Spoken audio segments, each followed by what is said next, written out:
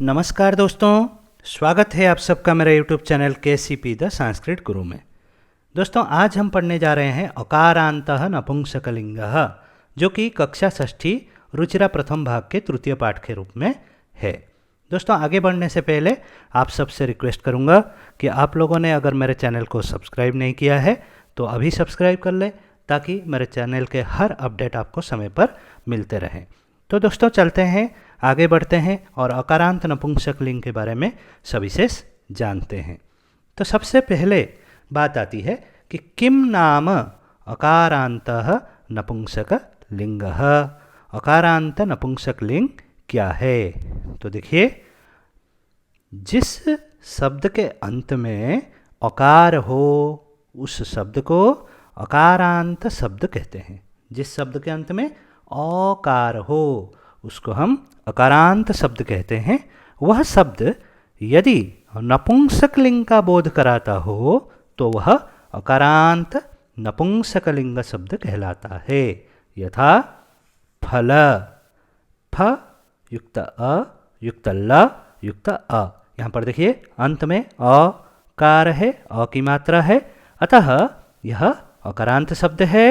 और यह फल शब्द अकारांत होने के साथ साथ नपुंसकलिंग का बोध कराता है, अतः यह अकारांत नपुंसकलिंग शब्द है। समझ में आया? यह अकारांत शब्द है, साथ ही यह नपुंसकलिंग का बोध कराता है, अतः अकारांत नपुंसकलिंग शब्द इसे हम कहेंगे। तो अब देखिए, कुछ शब्द है यहाँ पर। जल, पुष्प, पत्र, पुस्तक। ये देखिए, इन सारे शब्दों के जो वर्ण विच्छेद यहाँ पर किया गया है, अंत में देखिए अ की मात्रा है, अ है। तो इस कारण से ये सारे शब्द भी अकारांत है, और अकारांत होने के साथ साथ ये सारे शब्द नपुंसकलिंग को समझाते हैं, अतः इनको हम अकारांत नपुंसकलिंग शब्द कहेंगे। तो दोस्तों, आगे बढ़ते हैं और अकारांत नपुंसकलिंग शब्दों के अधिक परिचय प्राप्त करते हैं। तो यहाँ पर देखिए, अकारांत नपुंसकलिंग सप्ताह, यहाँ पर हम विशेष परिचय प्राप्त करेंगे शब्दों के। तो देखिए, सबसे पहले यह किसका चित्र है? इस चित्र में कौन है? फल है, तो फलम। फल को क्या बोलेंगे? फलम। दूसरा देखिए, ये किसका चित्र है? पुष्प है, फूल है, तो पुष्पम। देखिए, ये क्या है? पत्ता, पत्र है, तो पत्रम। इसी तरह से ये देखिए, भवन है, घर है, तो इसको क्या बोलेंगे? भवनम। इसी प्रकार देखिए, ये क्या है? विमान, तो इसको हम संस्कृत में क्या कहेंगे? विमानम। इसी प्रकार इस चित्र को देखिए, इसमें कौन है? पुस्तक, पुस्तक है, तो पुस्तकम। इसी प्रकार इस चित्र को देखिए, आम का चित्र है, तो इसलिए आम्रम। इसी प्रकार आगे बढ़ते हैं। इस चित्र में क्या है? पद्म फूल है, कमल है, तो इसको हम कहेंगे कमलम। इसी प्रकार देखिए, गाड़ी है, तो यानम। आगे देखिए, इस चित्र में क्या है? ये एक चक्र है, तो इसको हम कहेंगे चक्रम। तो देखिए, फलम, पुष्पम, पत्रम, भवनम, विमानम, पुस्तकम, आम्रम, कमलम, यानम, चक्रम। इस तरह से आप इन सारे शब्दों के उच्चारण करेंगे। तो आगे बढ़ते हैं और इन शब्दों के और विशेष रूप में परिचय प्राप्त करते हैं। तो देखिए, उच्चारणम कुरुत, उच्चारण करेंगे। आप लोग मेरे साथ उच्चारण करेंगे। तो देखिए, कितना फल है यहाँ पर? हाँ, एक फल है, तो इसको हम कहेंगे फलम, फलम। अब देखिए, कितने फल है? 2 है, तो इसको हम कहेंगे फले। अब देखिए, कितने फल है? 3 है। 3 या 3 से ज़्यादा होने से हम क्या कहेंगे?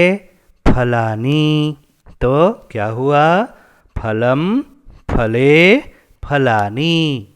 इसी तरह से देखिए कितने फूल है? 1 फूल है, तो पुष्पम। यहाँ पे देखिए कितने फूल? 2 है, तो पुष्पे। और कितने फूल है यहाँ पर?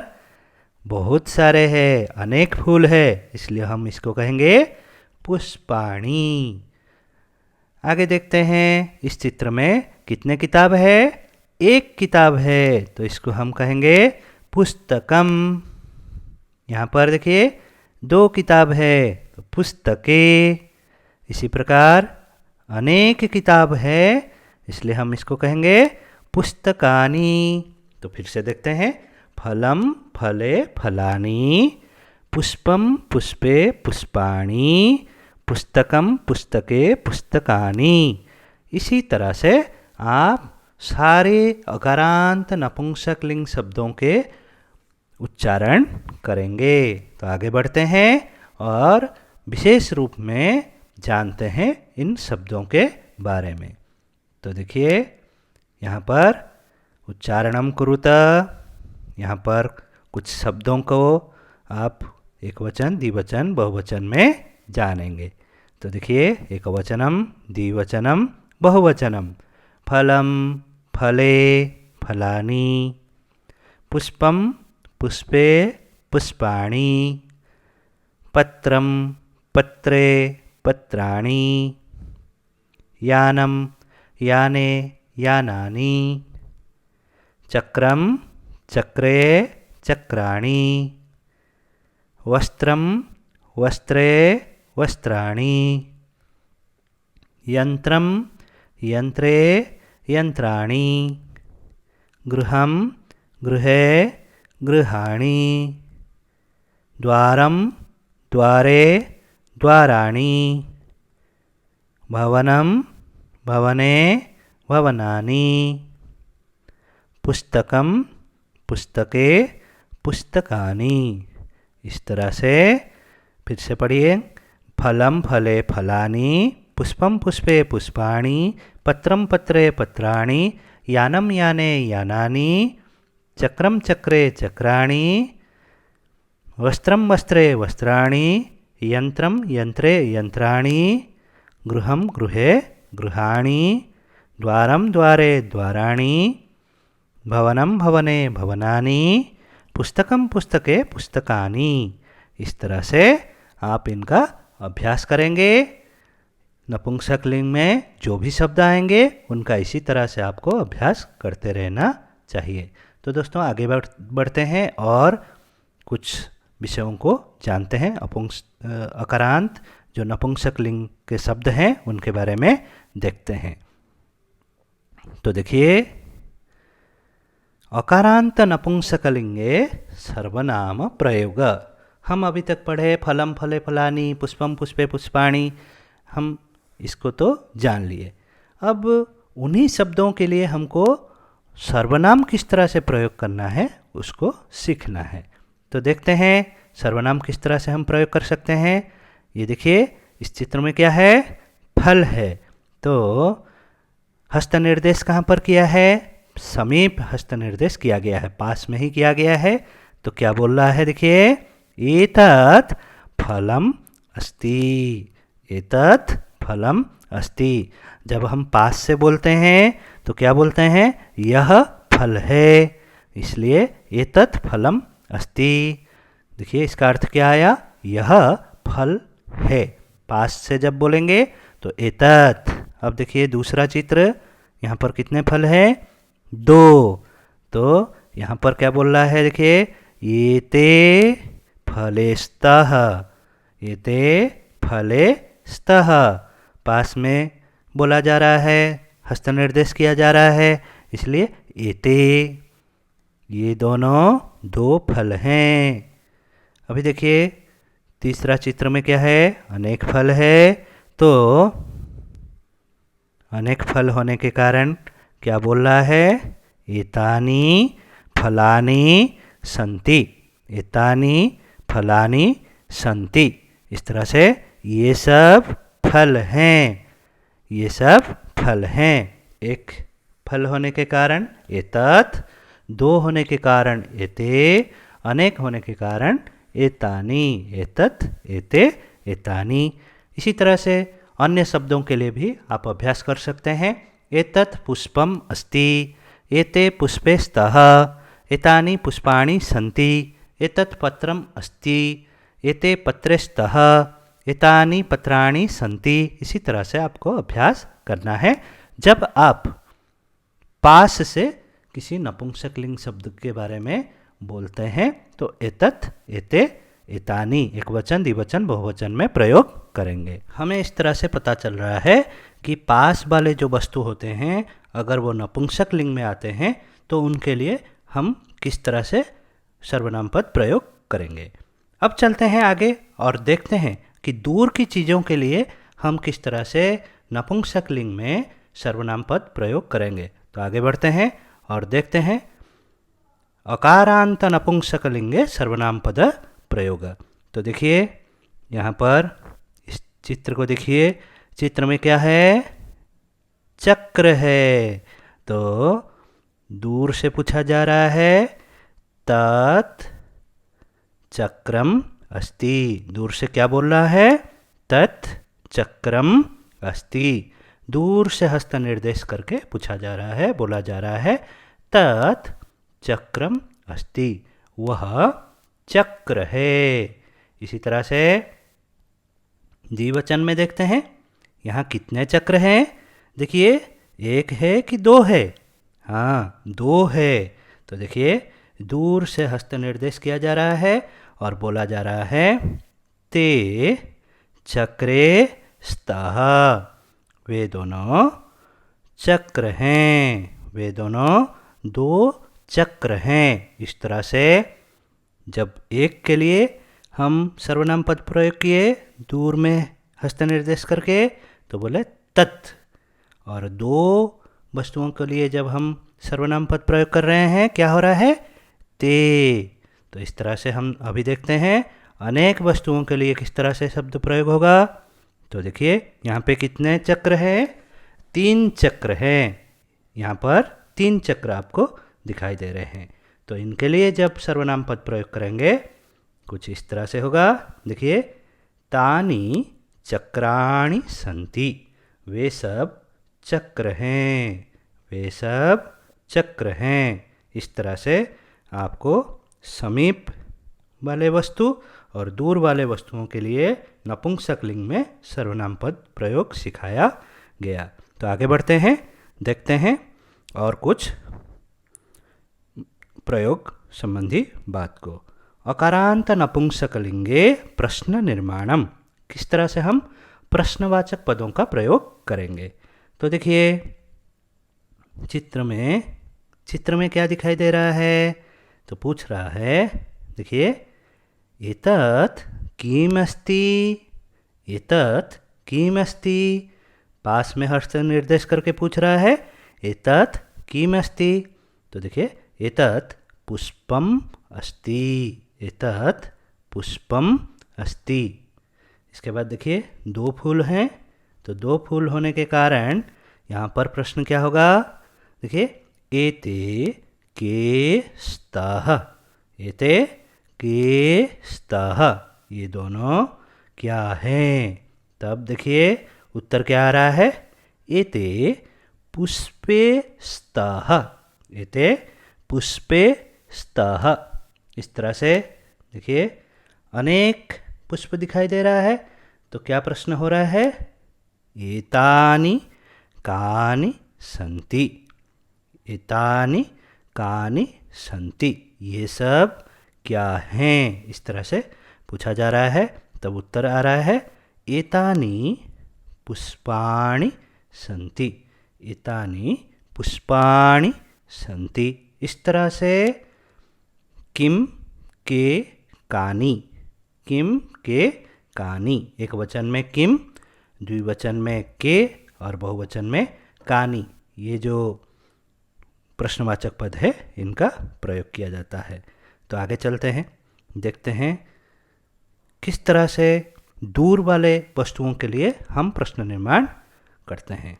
देखिए प्रश्न आ रहा है, दूर से पूछा जा रहा है, तत् किमस्ति, तत् किमस्ति।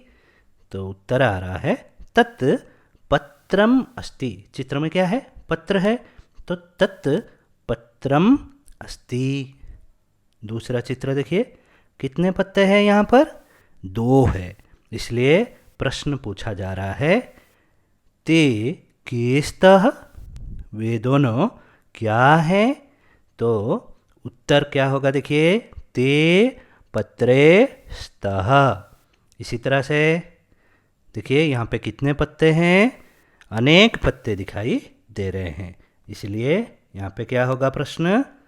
तानि कानि सन्ति, तानि कानि सन्ति, वे सब क्या हैं?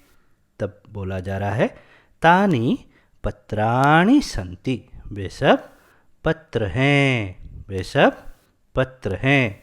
इस तरह से आप दूर के चीज़ों के लिए प्रश्न निर्माण करेंगे तो तत् किम, ते के, तानि कानि।